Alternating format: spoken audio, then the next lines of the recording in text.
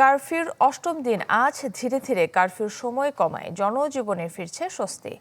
রাস্তায় বাড়ছে যানবাহন। এ নিয়ে আরও খবর জানাতে নারায়ণগঞ্জ থেকে সরাসরি যোগ দিচ্ছেন আহসান সাদিক।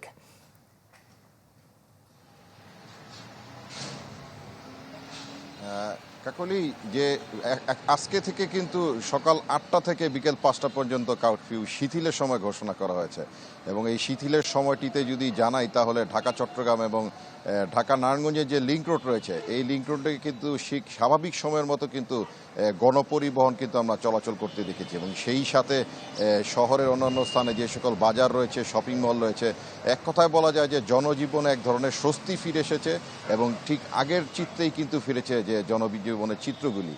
এবং সেই সাথে আইন শৃঙ্খলা বাহিনীর অবস্থা যদি জানাই তাহলে কিন্তু নারায়ণগঞ্জে এখন পর্যন্ত ঢাকা চট্টগ্রাম মহাসড়ক এবং ঢাকা নারায়ণগঞ্জের লিংক রোডে কিন্তু সকল ধরনের যেমন পুলিশ রয়েছে, বিজিপি, র্যাব এবং সেই সাথে সেনা টহল সেটি কিন্তু অব্যাহত রয়েছে যে কোনো ধরনের অপ্রীতিকর অবস্থা ঠেকানোর জন্য।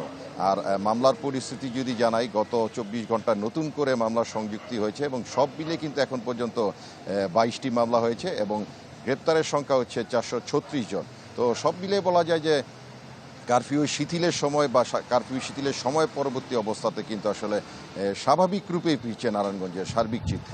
তো এই হচ্ছে আসলে নারায়ণগঞ্জ থেকে সর্বশেষ পরিস্থিতি। কাকলি। সাদিক, আপনাকে ধন্যবাদ। দর্শক, এবার সুনামগঞ্জের সার্বিক পরিস্থিতির খবর জানাতে সরাসরি যোগ দিচ্ছেন AR জুয়েল। হ্যাঁ কাকলি, সুনামগঞ্জেও কিন্তু আসলে আজকে কারফিউ অষ্টম দিনটি কিন্তু অনেকটাই শিথিল হয়েছে। কারফিউ প্রায় ১২ ঘন্টা শিথিল রয়েছে। ৮টা থেকে রাত ৮টা পর্যন্ত আমাদের এসে কারফিউ শিথিল রয়েছে এবং এখন পর্যন্ত সুনামগঞ্জের যে পরিস্থিতি বলি, প্রতিদিনই কিন্তু যান চলাচল বাড়ছে এবং দূরপাল্লার বাসও কিন্তু ইতিমধ্যে দিনের বেলা ছেড়ে দিচ্ছে। আমরা গতকালকেও দেখেছি সকাল ৮টা থেকে রাত ৮টা পর্যন্ত কারফিউ শিথিল করেছে। তারপরেও কিন্তু রাত ১০টা শুক্রবার দিনও আমরা দেখেছি বিভিন্ন দোকানপাট, ব্যবসা প্রতিষ্ঠান সবকিছু খোলা হয়েছে এবং মানুষের যে স্বাভাবিক যে জীবনযাত্রা সেটা অনেকটা ফিরে এসেছে। যদিও ইন্টারনেট ব্রডব্যান্ড আসার পরেও কিন্তু অনেকটা ধীরগতি আছে, তারপরেও কিন্তু মানুষজন তাদের জরুরি কাজ ছেড়ে নিচ্ছেন। এখন পর্যন্ত সুনামগঞ্জে কোনো অসহিংসতা ঘটনা ঘটেনি এবং সেনাবাহিনীকে এবং পুলিশকে আমরা দেখেছি বিভিন্ন টহল দিতে। এছাড়া সুনামগঞ্জে এখন পর্যন্ত বিএনপি এবং জামায়াতের প্রায় ২৫০ জনকে আসামি করে ৫টি মামলা দায়ের হয়েছে এবং এখন পর্যন্ত ১৮ জনকে গ্রেফতার করেছে পুলিশ বিভিন্ন মামলায়।